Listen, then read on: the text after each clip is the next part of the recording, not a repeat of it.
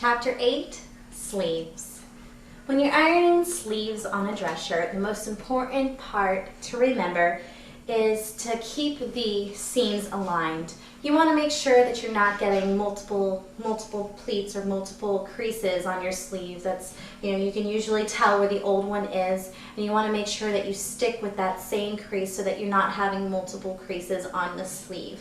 So the best way to do that is just the seam that's on the under part of the shirt. Just use that as a guide, making sure that's flat, and then you'll pretty much get the same crease every time. Lay that flat on your ironing board and just make sure all the shirt is as flat as possible. And you spray the starch from the inside of the arm to the wrist. Make sure to apply a lot of pressure. Make sure you get into all the way to the end of the seam underneath the arm. It tends to get very wrinkled under there.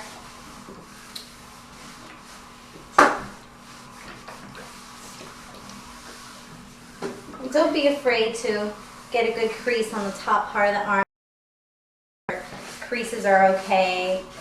Men like to have a nice crease shirt when they go to work, and to get all the way to the cuff. And one thing I always like to do is just to flip it to the other side. Spray another layer of starch. And just repeat the process from one end to the other. Trying to work around the buttons and all the pleats.